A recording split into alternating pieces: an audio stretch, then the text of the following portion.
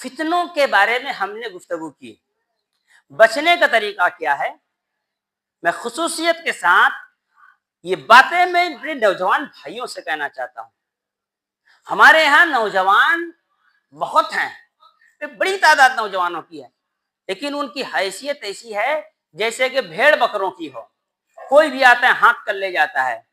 کوئی کرکٹ میں فیمس ہو گیا اس کے پیچھے بھاگ رہا ہے، کوئی فٹ بال میں فیمس ہو گیا اس کے پیچھے بھاگ رہا ہے، کوئی ٹک ٹاک میں فیمس ہو گیا اس کے پیچھے بھاگ رہا ہے۔ میرے بھائیوں، نوجوانوں خصوصیت کے ساتھ ابھی لوگوں سب کے لیے فتنوں سے بچنے کے لیے کیا کریں؟ سب سے پہلی چیز 5 وقت کے نماز کی پابندی کریں۔ سب سے پہلی چیز آپ 5 وقت کی نماز کی پابندی کریں۔ آپ 5 وقت کی نماز کی پابندی کریں۔ آپ کی فکر یہ ہو کہ میں پہلے صف میں نماز پڑھوں گا۔ فتنوں سے بچنے کے لیے سب سے پہلی چیز کیا ہے؟ آپ 5 وقت کی نماز کی پابندی کریں۔ ان الصلاۃ کانت علی المؤمنین کتابا موقوتا، نماز وقت پر فرض کیا گیا ہے۔ آپ چاہیں ظہر اثر مغرب ایک ساتھ پڑھ لیں، نہیں ہوگی آپ کی نماز، جو وقت ہے اسی میں نماز پڑھنی ہوگی۔ مسلمان کی پہچان ہے کہ نبی کے طریقے پر نماز پڑھے گا۔ صحیح بخاری کی حدیث ہے، من صلی صلاتنا، جو ہماری طرح نماز پڑھتا ہے، واستقبل قبلتنا، ہمارے قبلے کی طرف منہ کر کے نماز پڑھتا ہے، واکل ذبیحتنا، ہمارا ذبیحہ کھاتا ہے، فذلک المسلم، تو وہ مسلمان۔ تو اللہ کے رسول نے کیا کہا؟ نبی کے طریقے پر نماز۔ نبی کے طریقے پر 4 وقت کی نماز ہوتی ہے۔ نبی کے طریقے پر کیا ہوتا ہے؟ مغرب اور عشاء کو ڈیلی رات 12 بجے پڑھی جاتی ہے۔ نبی کے طریقے پر کیا ہوتا ہے کہ ظہر کو عصر کے ساتھ کبھی بھی جب عصر کے ساتھ پڑھ لو، یا پہلے عصر پھر ظہر پڑھ لو، یا مغرب کے ٹائم پہ ظہر عصر پڑھ لو، نبی کا طریقہ ہے یہ۔ 2 وقت کی نماز ملانے کی کچھ شکلیں ہیں، وہ آپ امام صاحب سے بیٹھ کر ایک تفصیلی گفتگو بعد میں پوچھ لیجئے گا کہ کب آپ 2 وقت کی نماز ملا کر پڑھیں گے، اس کی شکلیں کیا ہیں۔ لیکن نبی کا طریقہ کیا ہے؟ 5 وقت کی نمازوں کو اس کے وقت پڑھنا۔ آپ کو ڈاکٹر نے اگر دوا دیا ہو، کہے اس کو یہ 5 گولی ہے، ڈیلی ایک ایک صبح کھا لینا ہے، اب وہ کہے گا ڈیلی نہیں کھا سکتا، میں ایک دن میں 5 کھا لوں گا، تو مر جائے گا۔ وہی حال ہم مسلمانوں کا ہے، ہم لوگ ویسی زندگی گزارتے ہیں۔ مسلمان یہی تو نوجوانوں، سب سے پہلی چیز 5 وقت کی نماز کی پابندی کرو۔ 2، تم مسجدوں میں بیٹھ کر کے قرآن پڑھ لو، اور مسجدوں سے قرآن سے محبت کرو۔ مسجد سے محبت کرو، دل لگاؤ مسجد میں۔ اللہ تعالیٰ نے کیا کہا؟ احب البلاد الی اللہ مساجدها، اس زمین پر سب سے زیادہ اللہ کی نظر میں خوبصورت، پسندیدہ، محبوب ترین کوئی ٹکڑا ہے تو مسجد ہے۔ تو مسجد میں آ کے بیٹھو۔ ہوم ورک مغرب بعد گھر میں کرتے ہو نا، مسجد میں بیٹھ کے ہوم ورک کیا کرو۔ پڑھ رہے ہو، مسجد میں بیٹھ کر کے پڑھو۔ وقت زیادہ سے زیادہ مسجد میں گزارو۔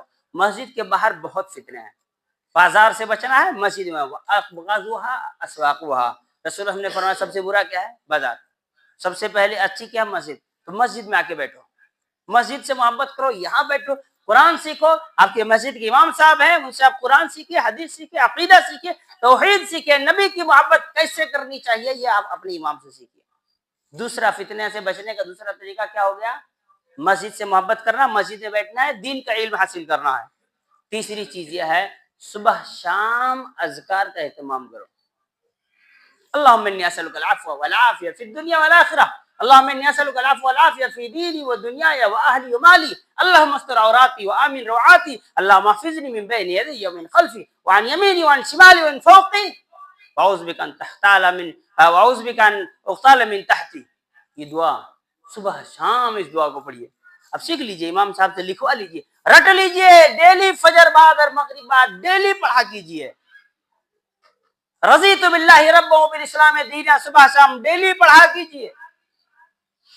حضرت ابوبکر رضی اللہ عنہ رسول اللہ صلی اللہ علیہ وسلم کے پاس آئے، کہا کہ اللہ کے رسول صلی اللہ علیہ وسلم کچھ اذکار سکھا دیجئے۔ رسول اللہ صلی اللہ علیہ وسلم نے ان کو اذکار سکھایا کہ نہیں سکھایا؟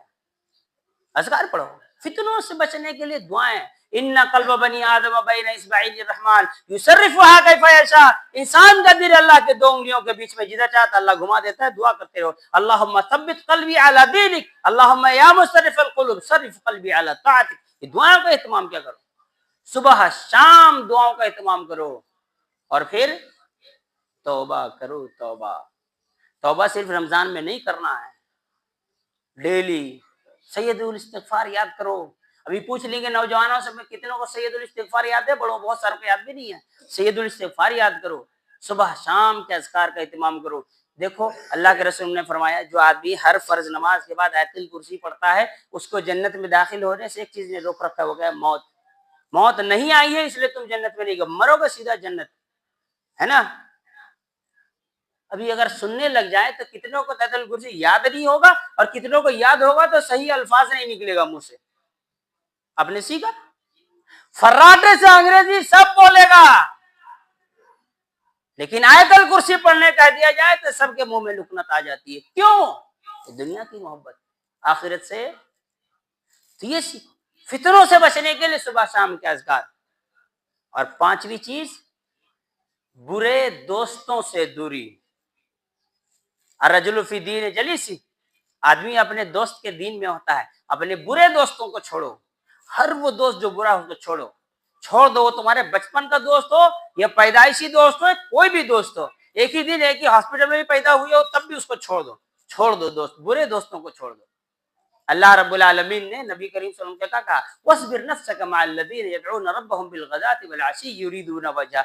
آپ اپنے دوست ایسے لوگوں کو بنائیے، ایسے لوگوں کے ساتھ جمے رہیے جو کیا کرتے ہیں، صبح شام اللہ کی عبادت کرتے ہیں۔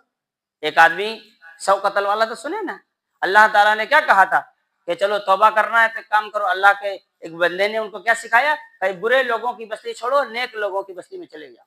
تو نیک دوست بناؤ، برے دوستوں کو چھوڑ دو۔ یہی کچھ چیزیں کرو، اللہ رب العالمین سے محبت پیدا ہوگی، اور یہی تمہارے لیے فتنوں سے بچنے کا راستہ ہوگا۔ اس کے علاوہ کوئی بڑا قلعہ اور سرکشا کوچ نہیں ہے جو فتنوں سے بچا سکے، اس کا خیال رکھنا چاہیے۔ اللہ تعالی ہم تمام لوگوں کو نیک بننے کی توفیق عطا فرمائے۔ اللہ تعالی ہم تمام لوگوں کو اللہ سے محبت کرنے کی توفیق عطا فرمائے، نبی صلی اللہ علیہ وسلم سے محبت کی توفیق عطا فرمائے، کتاب و سنت پر عمل کرنے کی توفیق عطا فرمائے، فتنوں سے بچنے کی توفیق عطا فرمائے، توحید پر قائم رہنے کی توفیق عطا فرمائے، سنت کو گلے لگانے کی توفیق عطا فرمائے، شرک و بدعات سے بچنے کی توفیق عطا فرمائے۔ قال اللہ جل وعلا ان اللہ ملائکتہ یصلون علی النبی یا ایھا الذین آمنوا صلوا علیہ وسلموا تسلیما۔ اللهم صل على محمد وعلى آل محمد كما صليت على إبراهيم وعلى آل إبراهيم إنك حميد مجيد۔ اللهم بارك على محمد وعلى آل محمد كما باركت على إبراهيم وعلى آل إبراهيم إنك حميد مجيد۔ عباد الله رحمكم الله، إن الله يأمر بالعدل والإحسان وإيتاء ذي القربى وينهى عن الفحشاء والمنكر والبغي يعظكم لعلكم تذكرون۔ اذكروا الله يذكركم وادعوه يستجب لكم ولذكر الله تعالى أعلى وأولى وأجل وأتم وأكبر والله يعلم ما تصنعون۔